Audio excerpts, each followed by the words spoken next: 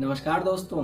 साल 1829 राजा राम मोहन राय ने मानवता को कलंकित करने वाली सती प्रथा का पुरजोर विरोध किया, जिसके चलते ब्रिटिश गवर्नमेंट ने इस सती प्रथा को अवैध घोषित कर दिया। इसी तरह साल 1930 में शारदा अधिनियम के माध्यम से बाल विवाह पर भी रोक लगा दी गई।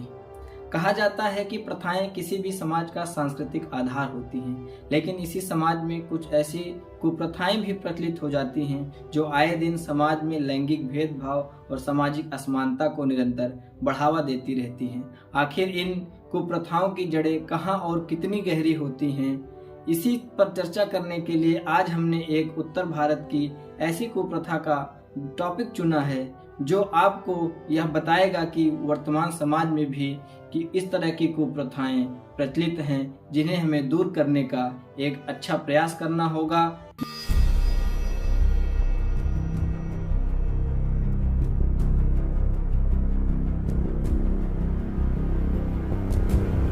सिंदूर शब्द का नाम सुनते ही महिलाओं का सौंदर्य भाव जागृत हो उठता है। आखिर हो भी क्यों ना, क्योंकि सिंदूर जो एक महत्वपूर्ण है। सिंदूर न सिर्फ सुहागन महिला के मांग में सजाने और पूजा पाठ में काम आता है, बल्कि इसके कई अन्य लाभ भी हैं। लेकिन आज हम जिस काले सिंदूर के बारे में चर्चा करने जा रहे हैं, दरअसल वो कोई सिंदूर नहीं, बल्कि उत्तर भारत में प्रचलित एक प्रथा है। इस प्रथा में किसी महिला के पति की मृत्यु होने पर उस महिला के साथ श्राद्ध संस्कार का हवाला देते हुए कुछ इस तरह का दुर्व्यवहार किया जाता है, जैसे उन सभी संस्कारों को निभाने का जिम्मा भगवान ने सिर्फ महिलाओं को ही दे दिया हो।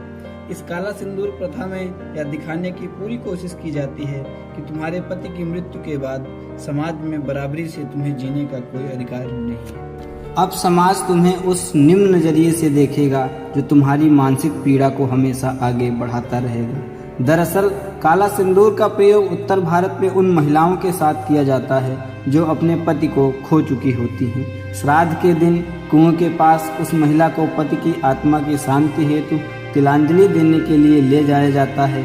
वहीं पर उस महिला को पहले नहलाया जाता है, फिर उसके श्रृंगार में पैर की एड़ी को लाल रंग से रंगा जाता है, उसे चूड़ियां पहनाई जाती हैं, उसकी मांग को लाल सिंदूर से भरा जाता है, उसे चमक दमक वाली लाल साड़ी पहनाई जाती है, माथे पर बिंदी तथा होठों पर लाली लगाकर उसे इस तरह सजा दिया जाता है जैसे वह अभी अभी नई नवेली दुल्हन बनकर ससुराल से ही आई हो। लेकिन कुछ ही क्षण बाद उसके साथ एक ऐसा दृश्य रच दिया जाता है जो वह कभी अपने जीवन में सोची भी न हो। कुछ देर बाद उस नई नवेली दुल्हन जैसी दिखने वाली महिला के पैर की एड़ी का रंग धुल दिया जाता है, उसकी चूड़ियां तोड़ दी जाती हैं, माथे की बिंदी निकाल दी जाती है, रंग बिरंगी लाल साड़ी की जगह सफ़ेद साड़ी पहना दी जाती है और उसकी मांग में लगे लाल सिंदूर की जगह काले रंग के कोयले को भर दिया जाता है।